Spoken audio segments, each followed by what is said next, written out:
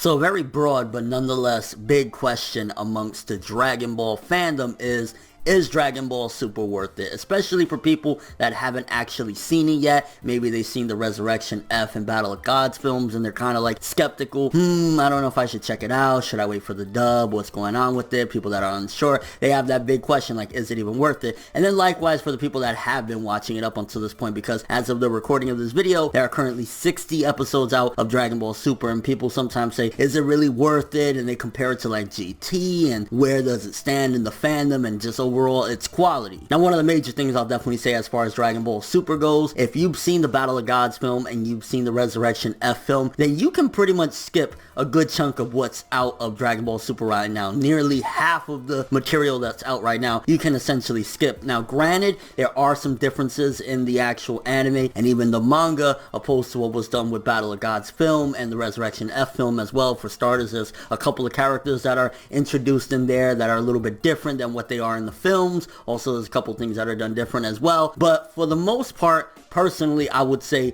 if you want to get into Dragon Ball Super and you haven't checked it out, or even anybody in the fandom at this particular point, I would say that the first 20 some odd episodes, I believe the first 27, 28 episodes, you can pretty much skip. You can go straight away into the Universe 6 arc, because those films, in my opinion, are better done than the actual TV anime. Like, don't get me wrong, they have made some corrections and updates to the TV anime, but for the most part, I definitely would say that the films do those parts better anyways than the actual anime. I mean, it's about 27, 28 episodes of those films, and instead of going through that, and I mean, granted, there is some content in between there, some like little filler episodes and some exposition episodes, and kind of just enjoying the Dragon Ball story yet again with the characters. But still, a lot of people, they just want to get straight into new stuff that they haven't seen yet, completely new art, completely new characters and villains and stuff like that, so that's understandable. So definitely, I would say, as far as Dragon Ball Super goes, to probably get an easier experience with it, you can skip those first 27 or 28 episodes. But again, from there on out, a big question is everything that we've gone through worth it thus far? Because that's about 30 something episodes of material. Now, you got the Universe 6 arc, and then after that, you got the Future Trunks Returns arc with the Zama's and Goku Black stuff. I would say the Universe 6 stuff is definitely kind of getting re-familiar with Dragon Ball again. If you haven't watched it in years, or you haven't really gone through the story and stuff like that in a long time, it kind of gives you once again that feel of like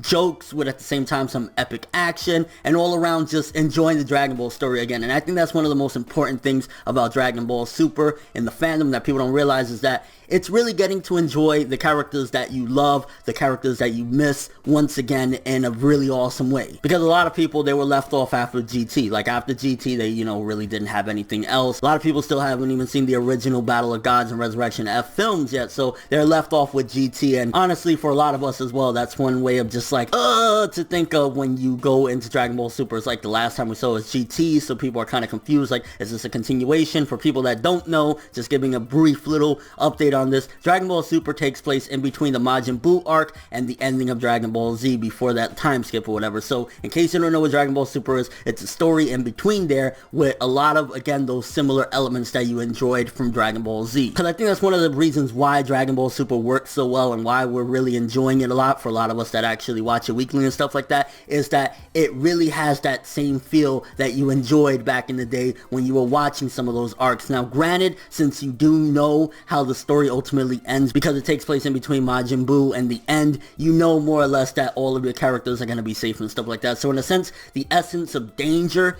isn't really there, as far as like, well, they're gonna be, alive at the end of the story, right? But I don't think necessarily that's the reason to go watch Dragon Ball Super, just to see, hey, is Goku gonna die? Vegeta's gonna die? I mean, we've seen these people die time and time again. I mean, Vegeta was dead during the Majin Buu stuff. Goku died like 2 or 3 times during the story against Raditz and, against Cell and stuff like that. So, these characters have died and come back to life already. So that's not necessarily the reason to watch it. More so, once again, to enjoy these characters and to see some of those really epic fights that you loved from Dragon Ball. Because going through the Universe 6 tournament, some complaints people had was that the action really wasn't that intense. I would definitely say that the final fight of the Universe 6 tournament, and the last couple fights actually for that matter, the fights were on a whole other level. Like when you got the character Hit that shows up, his fight with Vegeta and his fight with Goku, those fights definitely, especially the fight with Goku, are absolutely amazing. Like that's some of the best stuff up until the Trunks arc that I would say that Dragon Ball Super delivered. And it feels as though as Dragon Ball Super progresses throughout the story, it's continuing to get get better and better. Because once you get to the Future Trunks Returns arc, again, for fans, that's something that a lot of people wanted to see for many years. So in a sense, yeah, you can regard it maybe as a little bit of fan service,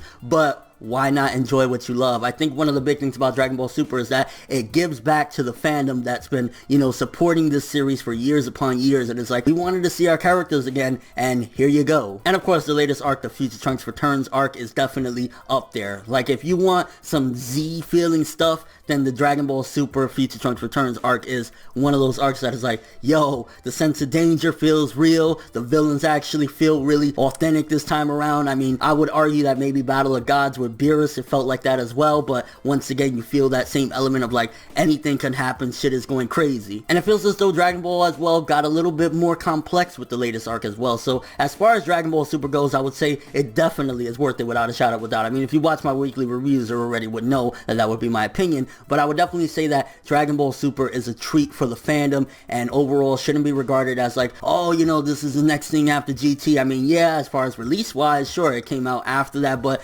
Dragon Ball Super, I feel as though it's more along the lines of like a good mixture of the epicness that you liked in Z with a little bit of the comedy that you would get from Dragon Ball, and that's definitely attributed a lot to the fact that the original author, Akira Toriyama, was working on it as well. So in my opinion, the best way to experience Dragon Ball Super, skip about the first 27, 28 episodes, simply watch the Battle of Gods film, watch the Resurrection F film, and then go straight into the Universe 6 arc. Honestly, it truly is worth it, especially for fans that loved Z, loved a little bit of comedy mixed in there, and loved the epicness of the action that you would get from Dragon Ball Z. It totally is worth it. But let me know what you guys think, people that have been watching Super weekly. Do you truly believe that Dragon Ball Super is worth it? What do you think is the best way to experience it? Do you think that you should definitely go through those 20 some odd episodes and continue on there, or is it better to just watch the films and then jump into it? And if you haven't checked it out yet, you're waiting for maybe the English dub or something like that, fair enough. A lot of people, they just really want to wait for that English dub, and that's understandable. I personally think that you would actually, after time,